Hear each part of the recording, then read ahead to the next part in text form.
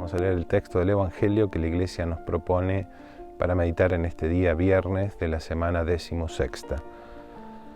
Jesús dijo a sus discípulos: escuchen entonces lo que significa la parábola del sembrador.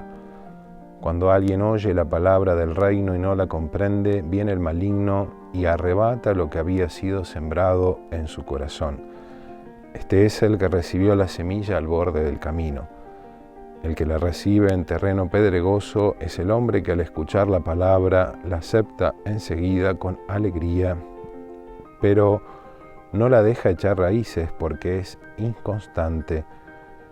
En cuando sobreviene una tribulación o una persecución a causa de la palabra, inmediatamente sucumbe.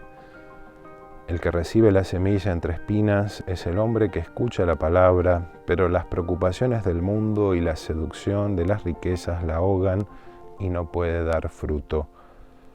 Y el que la recibe en tierra fértil es el hombre que escucha la palabra y la comprende. Este produce fruto, ya sea 100, ya 60, ya 30 por uno.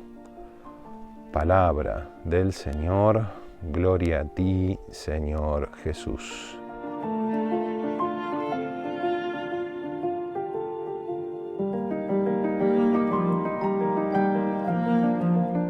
El texto del Evangelio que ya hemos estado leyendo en los domingos anteriores sigue enseñándonos la profundidad del misterio de la palabra de Dios, esa fuente inagotable que nunca acaba de sacar enseñanzas para nuestra instrucción y sobre todo para el crecimiento interior en la vida espiritual. Esta parábola del sembrador que Jesús explica a sus discípulos, entendemos claramente, como lo dice el texto y como ya lo hemos dicho, que se refiere a esa palabra de Dios que tiene que entrar en nuestro corazón y puede y quiere y debe transformarnos. Pero a veces la disposición del corazón es la que influye para que esa palabra de Dios pueda dar fruto o no. Y por eso Jesús pone distintos ejemplos muy concretos que son entendibles, pero que hacen a nuestra vida espiritual. A veces la falta de perseverancia, la falta de constancia, la disposición interior, en primer lugar, para escuchar realmente lo que Dios me tiene que decir. Puedo ir a misa, puedo estar sentado, puedo estar escuchando al sacerdote, pero tal vez no tengo la disposición interior para que Dios obre en mí, para que Dios me transforma.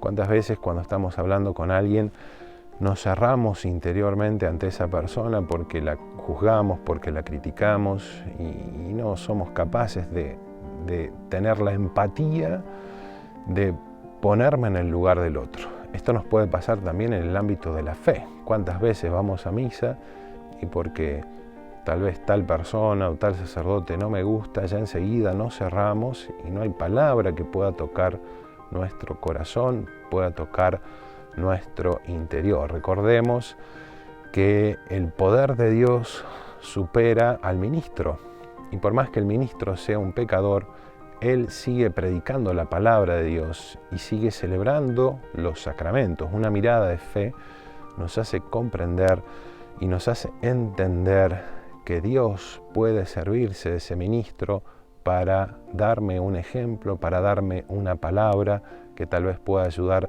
a mi conversión. En el proceso de condena de Jesús, el sumo sacerdote de ese año profetizó que era necesario que un hombre muriera por todo el pueblo. Y ese mismo que estaba condenando a Cristo profetizó algo que Dios había inspirado en su corazón. Y de hecho sucedió así. Era necesario que Él muriera por todos nosotros. Jesús muere por todos nosotros. A pesar de lo que era el sumo sacerdote, Dios profetizó a través de Él. Esto también nos enseña a nosotros a ser dóciles a la palabra de Dios sin tener prejuicios de quién es el que me está diciendo lo que Dios me tiene que decir. Sea obispo, sea sacerdote, o sea tal vez algún conocido que viene a traerme la palabra de Jesús. También las preocupaciones, las riquezas, pueden ahogar esa palabra. Lo que nosotros tenemos que pedirle al Señor es ser tierra fértil, como ya lo hemos repetido en innumerables ocasiones. La humildad, la fe, nos ayudan a ser esa tierra fértil, pero incluso podríamos mencionar dos virtudes teologales más que están unidas a la fe, que es la esperanza y la caridad. La esperanza nos hace esperar lo que Dios nos ha prometido por la autoridad de lo que Él nos ha dicho y esperar confiadamente en que Él va a cumplir su palabra. Y la caridad, que es la virtud tal vez más importante en algún sentido porque es la que va a perdurar después en la vida eterna, no es otra cosa que el amor. En el atardecer de nuestras vidas seremos examinados en el amor a Dios y el amor al prójimo.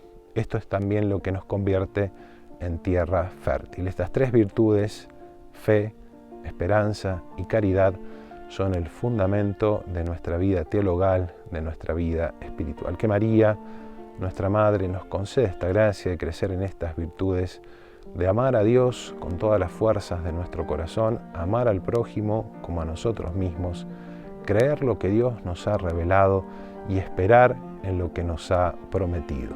Queridos hermanos, hoy la Iglesia celebra a San Francisco Solano, este santo que nació en Andalucía ya por el año 1549, que entró dentro de la orden franciscana de los hermanos frailes menores y que se destacó especialmente por su amor a los pobres, los más necesitados, sobre todo a los enfermos. Pidió ir a misionar a África, pero terminó siendo enviado a América, sobre todo en la zona del Tucumán, donde se caracterizó por el amor a los indígenas, a los cuales instruyó, conociendo su lengua y preocupándose por catequizarlos y hacerlos hijos de Dios. Y la bendición de Dios Todopoderoso, Padre, Hijo y Espíritu Santo, descienda sobre ustedes y permanezca para siempre. Amén.